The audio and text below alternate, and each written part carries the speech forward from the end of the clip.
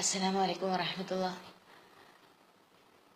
Actually റാഷിയുടെ speech കൂടി കേട്ടപ്പോൾ എനിക്ക് വല്ലാത്ത ഒരു എൻ്റെ ഇമോഷൻ എനിക്കിപ്പോൾ പറഞ്ഞറിയിക്കാൻ പറ്റുന്നില്ല. കാരണം എത്രത്തോളമായിരുന്നു, അതായത് ബിഫോർ ഹിജാബ് ആൻഡ് ആഫ്റ്റർ ഹിജാബ് എന്നൊരു കാലം വരെ എനിക്കിപ്പോൾ ഉണ്ട് സത്യം പറയുകയാണെങ്കിൽ. കാരണം ഹിജാബ് ധരിക്കുന്നതിന് തൊട്ട് മുമ്പ് വരെ ഏറ്റവും കളർഫുള്ളായി ഡ്രസ്, ഏറ്റവും നന്നായി ഡ്രസ് ചെയ്യുക. എന്തിനാണ്? മറ്റുള്ളവർ പറയണം ഇന്ന് നിന്നെ കാണാൻ നല്ല ഭംഗിയുണ്ട്, അല്ലെങ്കിൽ യു ലുക്ക് സോ ബ്യൂട്ടിഫുൾ. ആ ഒരു വാക്ക് കേൾക്കാൻ വേണ്ടിയിട്ട് കണ്ണാടിയുടെ മുമ്പിൽ കുറേ നേരം അണിഞ്ഞൊരുങ്ങി എത്ര ചെയ്താലും ഇന്ന് ശരിയായിട്ടില്ല, അല്ലെങ്കിൽ ഇന്ന് ഐലൈനർ എഴുതിയത് കുറച്ച് കുറഞ്ഞു പോയി, അല്ലെങ്കിൽ കുറച്ച് കൂടിപ്പോയി, ഭംഗിക്ക് ഒരു കോട്ടം തട്ടി, വീണ്ടും മാറ്റണം. അല്ലെങ്കിൽ പിന്നെ അൺകംഫർട്ടബിൾ ആണ്. എന്തെങ്കിലും ഒരു ഫംഗ്ഷന് വേണ്ടിയിട്ടായിരിക്കും നമ്മൾ സ്വാഭാവികമായിട്ട് അങ്ങനെ ഒരുങ്ങി ഇറങ്ങുക. അങ്ങനെ ഇറങ്ങി പുറത്തെത്തി കഴിഞ്ഞാൽ അൺകംഫർട്ടബിൾ ആണ്. അവർ നോക്കുമ്പോൾ എൻ്റെ മുഖത്ത് എന്തെങ്കിലും കുഴപ്പമുണ്ടായിട്ടാണോ നോക്കുന്നത്? അല്ലെങ്കിൽ അവരുടെ ആ നോക്കുന്ന ആളുകളുടെ മുഖഭാവം അനുസരിച്ച് നമ്മൾ സ്വയം മനസ്സിലാക്കിയെടുക്കും, എൻ്റെ സൗന്ദര്യം കൊണ്ടാണ് അവർ നോക്കുന്നത്, അല്ലെങ്കിൽ ഞാൻ ഇന്ന് വളരെ നന്നായിട്ടുണ്ട് എന്നെ കാണാൻ. അതിലൊരു അഹങ്കാരത്തോടു കൂടിയാണ് ഭൂമിയിൽ ഓരോ കാലടിയും നമ്മൾ വെച്ചിട്ടുകൊണ്ടിരുന്നത്. ഒരുപക്ഷെ എൻ്റെ കേസാണ് ഞാൻ പറഞ്ഞുകൊണ്ടിരിക്കുന്നത്. അങ്ങനെ ദിവസങ്ങൾ കഴിഞ്ഞുപോയി. എത്ര ദിവസം, എത്ര വർഷങ്ങൾ സുബ്ഹാനല്ലാഹ് നമ്മുടെ ജീവിതത്തിൽ കഴിഞ്ഞുപോയി. തിളയ്ക്കുന്ന യൗവനം മറ്റുള്ളവർക്ക് മുമ്പിൽ പ്രദർശിപ്പിച്ചിട്ട് അസ്തഗ്ഫിറുല്ലാഹ്.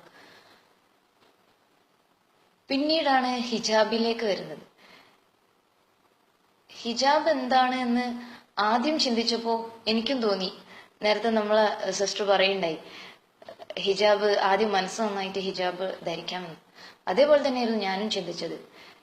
ഇപ്പൊ ഹിജാബിന്റെ ആവശ്യമുണ്ടോ? ഞാൻ നന്നായിട്ടുണ്ടോ? അല്ലെങ്കിൽ ഞാൻ ദീനിനെ കുറിച്ച് അറിഞ്ഞിട്ടില്ലെങ്കിൽ, അല്ലെങ്കിൽ ഞാൻ ദീനിലേക്ക് അധികം അടുത്തിട്ടില്ല. നിസ്കരിക്കുന്നു, നോമ്പ് എടുക്കുന്നു, അങ്ങനെ പോകുന്നു. ബാക്കി അധികം ദുനിയാവിലെ കാര്യങ്ങളുമായിട്ടാണ് പോകുന്നത്. ശ്രദ്ധ മൊത്തം അതിലാണ്. ഖുർആനിൽ പോലും ആ മഗ്രിബ് ഇശാന്റെ ഇടയിലുള്ള ഒരു യാസീനോ അല്ലെങ്കിൽ ഒന്നോ രണ്ടോ അധികം സൂറത്തുകൾ ഒതുങ്ങും. പിന്നെ റമദാനിലേക്കായി ഖുർആൻ പാരായണം മൊത്തം.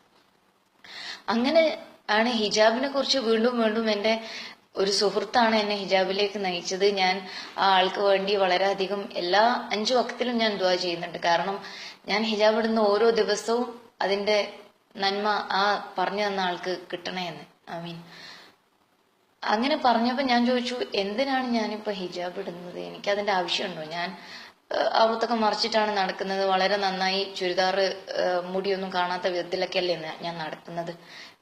എന്താ ഇപ്പൊ എന്റെ ഡ്രസ്സിങ്ങിൽ എന്താ ഒരു കുഴപ്പമുള്ളത്? ആര് ചോദിച്ചാലും ഞാൻ മോശമായി ഡ്രസ്സ് ചെയ്യുന്നു എന്ന് ആരും പറയില്ല. അപ്പോഴാണ് എനിക്ക് തിരിച്ചറിവുണ്ടാവുന്ന ഒരു സംഭവം ഉണ്ടായത്. അന്ന് കോളേജിലായിരുന്നു. കോളേജിലേക്ക് പോയിക്കൊണ്ടിരുന്ന ക്ലാസ്സിലേക്ക് പോയി. മിക്സഡ് കോളേജാണ്.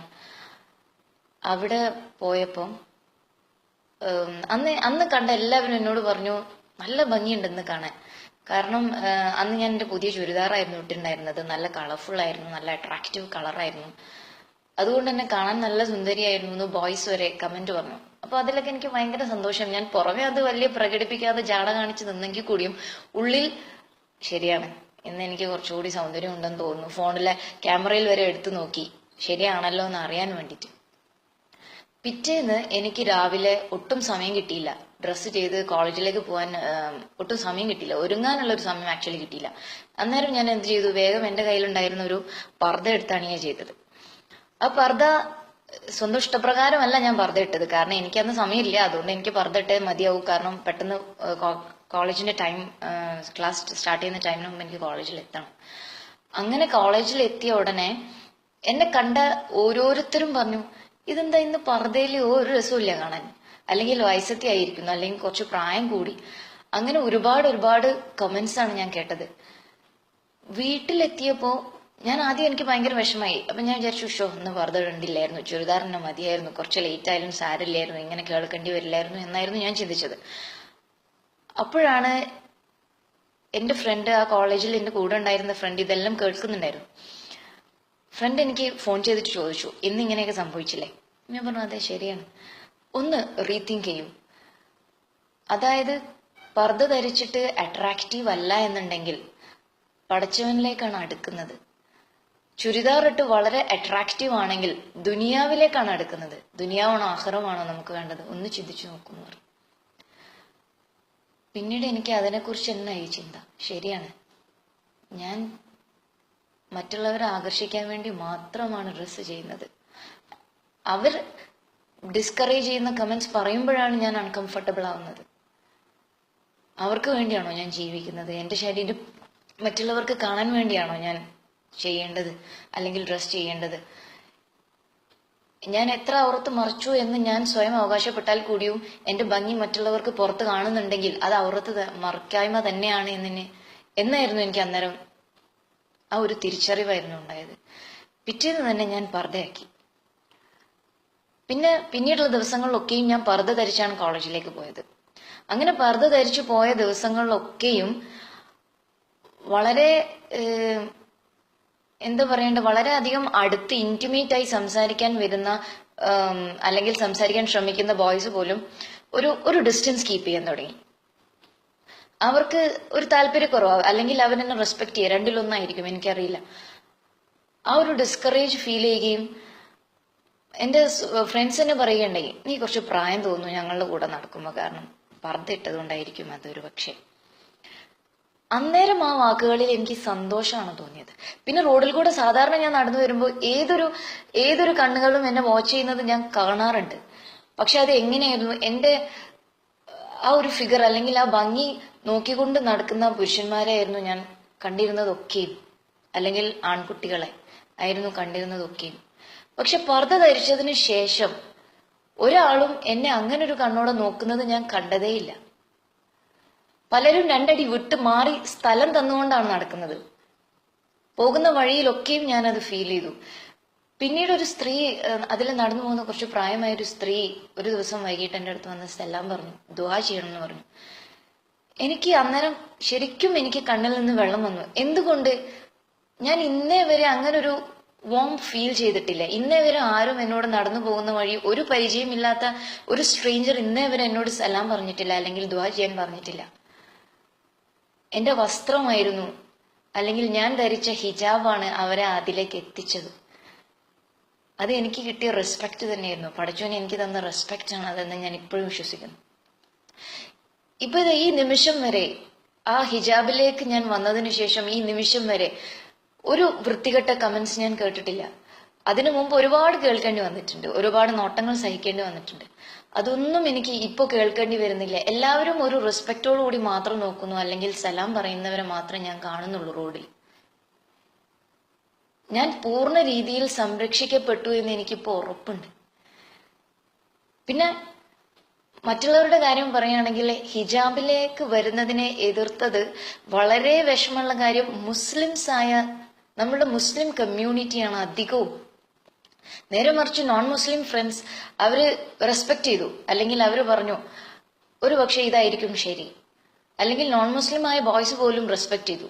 പക്ഷെ നമ്മൾ മുസ്ലിം സമുദായമാണ് ഒരു പക്ഷെ ഏറ്റവും കൂടുതൽ എതിർത്തത്. എന്റെ കേസ് മാത്രമാണ് ഞാൻ പറയുന്നത്. ഒരുപാട് പേര് ചോദിച്ചു, ഇതെന്താ പെട്ടെന്ന് ദീൻ കൂടിയോ, ഇതെന്താ ഇന്നു മുതൽ ഇങ്ങനെ, ഇനി ഏറ്റവും സൗകര്യപ്രദം പർദ്ദ ആയതുകൊണ്ടാണോ, അല്ലെങ്കിൽ പൈസ ലാഭിക്കാനാണോ ചുരിദാർ വാങ്ങുന്നതിന്റെ, അതല്ലെങ്കിൽ നേരെ ഞാനിട്ടാണോ ഇങ്ങനെ ഇറങ്ങി പുറപ്പെടുമ്പോ. പിന്നെ ഒരാൾ ചോദിച്ചു, മനസ്സ് നന്നാവണ്ടേ, വെറുതെ ഇങ്ങനെ പർദ്ദ ഇട്ട് നടന്നിട്ട് കാര്യമുണ്ടോ, മനസ്സ് നന്നാവാതെ ഇട്ടിട്ട് എന്താ കാര്യം? എന്റെ ഏറ്റവും മുതിർന്ന ആൾക്കാരാണ് ഇത് പറയുന്നുണ്ടെങ്കിൽ അധികം ഞാൻ ക്ഷമ പാലിക്കാറാണ് പതിവ്. അല്ലാത്ത എനിക്ക് പറയാൻ പറ്റുന്ന, അല്ലെങ്കിൽ ഞാൻ പറഞ്ഞാൽ അവർക്ക് ബുദ്ധിമുട്ടുണ്ടാക്കൂല എന്ന് തോന്നുന്ന ആൾക്കാരോട് ഞാൻ പറയാറുണ്ട്. ഒരൊറ്റ കാര്യം മാത്രമേ ഞാൻ അവരോട് എക്സാമ്പിൾ ആയിട്ട് പറയാറുള്ളൂ. നമ്മൾ നിസ്കരിക്കുമ്പോൾ പോലും മുഖവും മുൻകൈയും അല്ലാത്തതൊന്നും കാണിക്കുന്നില്ല. നമ്മളെ സൃഷ്ടിച്ച പഠിച്ച റബ്ബിന് നമ്മളുടെ മുഖവും മുൻകൈയും മാത്രം കണ്ടാൽ മതി.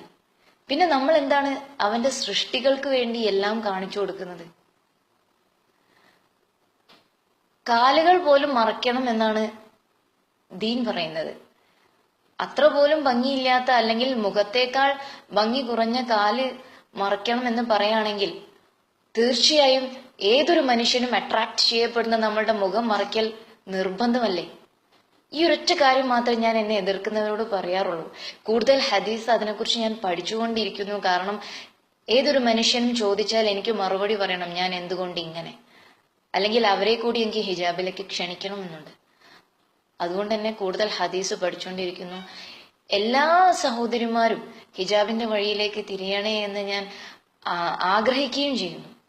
അതിനുവേണ്ടി ഞാൻ എനിക്ക് കഴിയുന്ന രീതിയിൽ അവരോട് പറയാറുണ്ട്, എനിക്കറിയാവുന്ന ആൾക്കാരോട് തന്നെ. ഞാൻ എൻ്റെ ഒരു കാര്യം ഷെയർ ചെയ്യുന്നത് തന്നെ ആർക്കെങ്കിലും അങ്ങനെ ഹിജാബിലേക്ക് വരണമെന്ന് തോന്നുമ്പോൾ തന്നെ ഹിജാബ് ധരിക്കണം, അല്ലെങ്കിൽ അതിന്റെ ഒരു സൗന്ദര്യം എന്ന് തന്നെ പറയേണ്ടി വരും. അത് അനുഭവിക്കണം എന്നുണ്ടെങ്കിൽ അത് തീർച്ചയായും അനുഭവിക്കുക വേണം, അനുഭവിച്ചറിയുക വേണം. ആ ഒരു സുഖവും സന്തോഷവും സമാധാനവും ഒക്കെ നമ്മളുടെ എല്ലാ സഹോദരിമാരെയും പഠിച്ചവൻ ഹിജാബിന്റെ വഴിയിലേക്ക് നയിക്കട്ടെ എന്ന് ആത്മാർത്ഥമായി പ്രാർത്ഥിക്കുന്നു. ആമീൻ ആമീൻ ആമീൻ യാ റബ്ബൽ ആലമീൻ. അസ്സലാമു അലൈക്കും വറഹ്മത്തുള്ളാഹി.